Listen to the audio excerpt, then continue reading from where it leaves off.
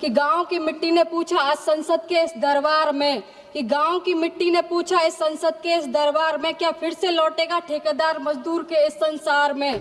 मनरेगा था तो भूख भी डर कर भाग गई, मनरेगा था तो भूख भी डर कर भाग गई। अब कौन देगा काम जब खेत सूखे हर साल में।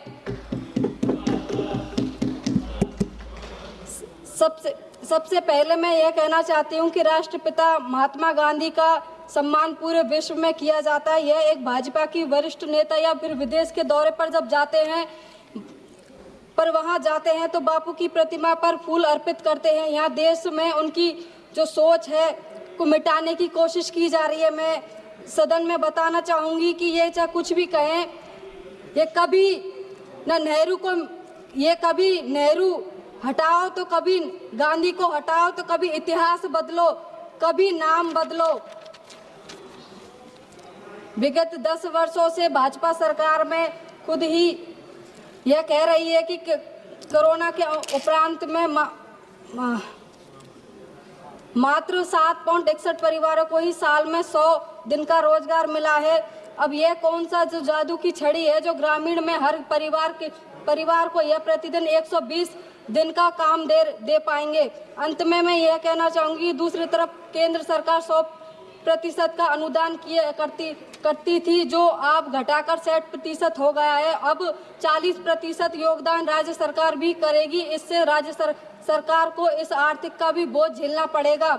मैं कहना चाहूँगी कि गांव मजदूर शब्द की राजनीति नहीं समझता, वो सिर्फ इतना समझता है कि आज काम मिल जाए या नहीं मिले तो शाम का चूल्हा जले या नहीं जलेगा।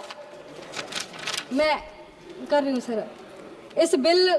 इस बिल के पारित होने से इस सब पर प्रभाव पड़ेगा। गांव के लिए स्वबद्धता खत्म ही हो जाएगी। केंद्र द्वारा जब कार्य का निर्णय लिया जाएगा तो इससे मनरेगा का भी स्वरूप ही एकदम खत्म ही हो जाएगा। इस बिल को पारित करके सारी शक्तियों का केंद्रीकरण भारत सरकार में ही होगा। इस बिल में एक प्रावधान है कि फसल कटाई के दरमियान 60 दिन तक कोई ग्रामीण विकास कार्य नहीं होगा। इससे किसानों को फसल कटाई के समय मजदूरों की कमी नहीं होगी, किंतु यह जरूरी नहीं कि हर गरीब मजदूर को कार्य मिले, क्योंकि आज कई कटाई मशीनों से होने लगी और किसान